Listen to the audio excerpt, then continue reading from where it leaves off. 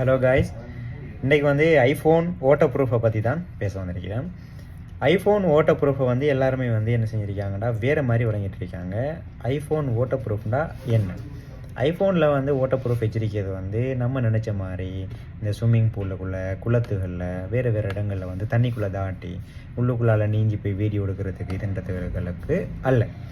ஐஃபோனில் water proof உண்மையாகவே வச்சிருக்குது. Water ப்ரூஃபும் dust ப்ரூஃபும் வச்சிருக்குது. இன்கேஸ் ஏதாவது ஒரு எமர்ஜென்சியில் தண்ணிக்குள்ளே விழுற சந்தர்ப்பத்திலேயோ, தண்ணிகள் ஒரு மழை பெய்கிற சந்தர்ப்பத்திலேயோ என்ன செஞ்சுருக்குது, உள்ளுக்குள்ளே தண்ணி போகாமல் இருக்கிறதுக்காக வேண்டி தான் வாட்டர் ப்ரூஃப் கொடுத்துருக்காங்க. அதுலேயும் சொல்லியிருக்காங்க, குறிப்பிட்ட மீட்டர் கணக்கில் குறிப்பிட்ட நேரத்துக்கு மேலே போனிச்சு ஆயிருந்துச்சுன்னா தண்ணி உள்ளுக்குள்ளே என்ன செஞ்சிடும், போயிடும். அமுக்கம் காரணமாக உள்ளுக்குள்ளே போயிடும்னு ஐஃபோன் கம்பெனியே என்ன செஞ்சிருக்குது சொல்லியிருக்குது. இதில் பார்த்தீங்கன்னு சொல்லிச்சுன்னா பிராண்ட் நியூவாக எடுத்த ஃபோனுக்கே சம்டைம் ஒரு 1 இயர் 1.5 இயருக்கு பிறகு என்ன செஞ்சிடும் சொல்லிச்சுன்னா வாட்டர் ப்ரூஃப் சீல் என்ன செஞ்சிருச்சுன்னா ஹீட்டாக மெல்ட் ஆகி என்ன செஞ்சிடும், வாட்டர் ப்ரூஃப் இல்லாமல் போயிடும். இல்லாமல் போகிறோன்னா நம்ம முதல் தண்ணிக்குள்ளே நம்மளோட ஃபோனை போட்டு யூஸ் பண்ணுறதுக்கும் ஒரு 1.5 வருஷத்துக்கு பிறகு, ஒரு 1.5 வருஷம் 2 வருஷத்துக்கு பிறகு நம்ம தண்ணிக்குள்ளே போட்டு பாவிக்கிறதுக்கு நிறையவே டிஃப்ரெண்ட் இருக்குது.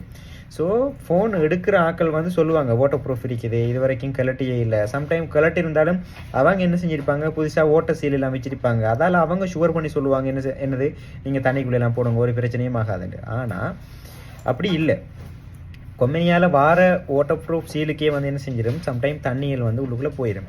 இதில் இவங்க ரிப்பேர் பண்ணி வச்சு தர வாட்டர் ப்ரூஃப் சீலை எந்த அளவுக்கு நம்புறேன்னு என்னால் சொல்ல தெரியல. தண்ணி போகும்ன்றது தான் என்னுடைய கருத்து. ஸோ அதால் ஜெனுவினாக எடுத்த பிராண்ட் நியூவாக சீல் பேக் என்ன செஞ்சு சீல் பேக் ஓப்பன் பண்ணி எடுத்த ஒரு ஃபோனுக்கே வாட்டர் ப்ரூஃப்ன்றது ஒரு 150% தான் என்ன செய்யலாம், ஷுவர் பண்ணலாம். இதில் இப்போ வர துபாய் சிங்கப்பூர்லேருந்து வர பேட்டரி பூஸ்ட் பண்ண கலட்டி எல்லாம் அசெம்பிள் பண்ண ஃபோனுகளுக்கு வாட்டர் ப்ரூஃப்னு சொல்லி தார ஃபோனுகளுக்கு எந்த அளவு வாட்டர் ப்ரூஃப் சாத்தியம்ன்றது கேள்விக்குறிதான்.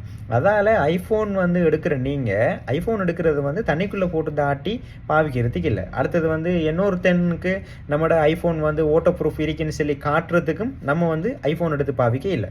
நம்மளோட ஃபோன் நம்ம எடுத்தது நம்ம பாவிக்கிறதுக்காக வேண்டி. ஸோ அதால் தண்ணிக்குள்ளே அதை தண்ணிக்குள்ளே தாட்டினீங்கன்னு சொல்லிச்சேன்னா ஃபோனில் பெரிய இஷ்யூக்கள் ஒன்றும் வராது. ஆனால் ஃபேஸ் ஐடி சென்சர் பழுதாக போயிடும்.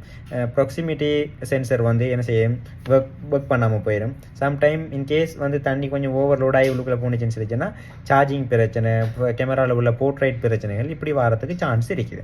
ஸோ அதால் உங்களோட ஐஃபோனுகளை நீங்கள் தண்ணிக்குள்ளே போடுறதுக்கு முதல் 1-2-3 தடவை யோசிச்சுட்டு என்ன செய்யுங்க போடுங்க.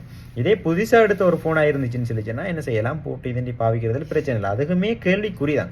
ஏன்டா நம்ம சும்மா நார்மலாக ஃபோனை தண்ணிக்குள்ளே நம்ம வைக்கிறதுக்கும் ஃபோனை ஒரு ஸ்விம்மிங் பூலுக்குள்ளே வீசி விடுறதுக்கும் இல்லைன்னு சொல்லிச்சுன்னா ஒரு குளத்துல அப்படியே ஃபோனை எடுத்துகிட்டு நம்ம ஜம்ப் பண்ணுறதுக்கும் நிறைய டிஃப்ரெண்ட் இருக்குது. ஓவராக போய் அழுத்தி தண்ணியில் படும்போது என்ன செய்யும், தண்ணி உள்ளுக்குள்ளே போகத்தான் பார்க்கும்.